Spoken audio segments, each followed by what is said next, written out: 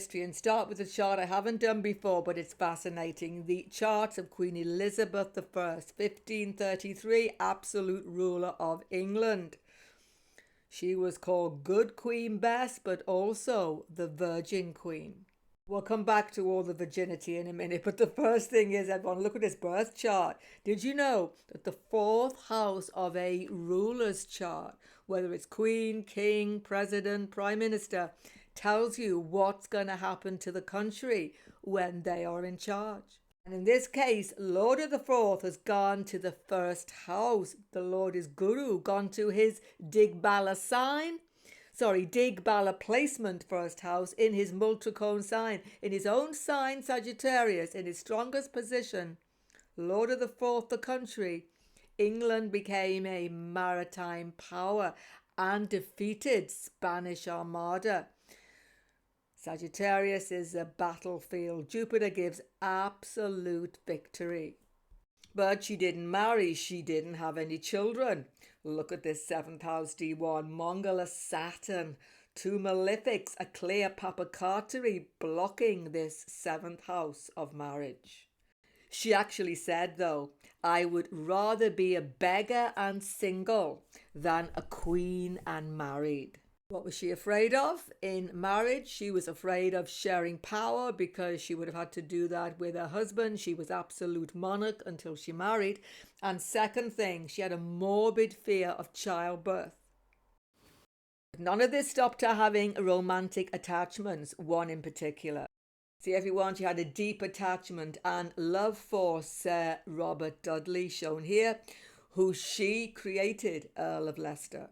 Now, he was very close to her. They remained close until old age. Her closest confidant, her closest attachment, Robert Dudley. But he married twice. He could not marry her.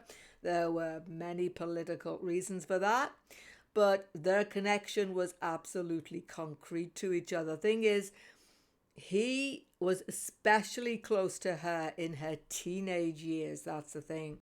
Some Hollywood films, particularly recently, though, have insisted on portraying Elizabeth's relationship with Robert Dudley as sexual.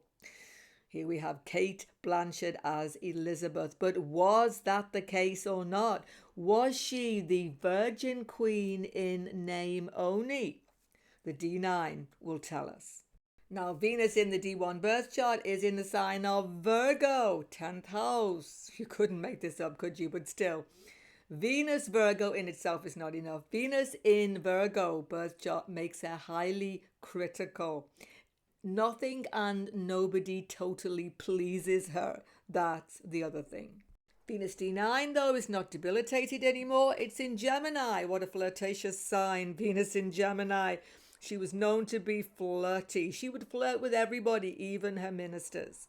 The thing is that Mithuna, Gemini, is a sign of sexuality, is a sign of sex. So Venus here would suggest maybe she was having some sexual connections, but there's something else to see. But look, the dispositor of Venus, everyone, is Mercury. Just check where it's gone. Into the sign of the Virgin, into Virgo, Mercury, but this time exalted Mercury, Multricone Mercury, first house, super strong. This is her. She is in control of it all. She may flirt, she may laugh, she may joke, but I think she has a definite game plan. Mercury has a plan and she's in control of it. She made a decision she would stay a virgin. I think she stuck to it. There was a question about this. That's the thing. Why? Because the most malefic planet, Rahu, is having an aspect to both Venus and to Buddha. Do you notice? Rahu in the 9th house, foreign shores, ministers, advisors, is continually putting pressure by second aspect onto Venus and onto herself, onto the Lord of her D9, Mercury, first house. So pressure coming onto her to marry, but don't forget Rahu is her lord as well. Rahu Taurus, so strong. Mercury, the other lord, D9, so strong. So she's in control. Continual marriage proposals. What did she do? She never said no. She never let any of them think they didn't have a chance. What a political game, Rahu.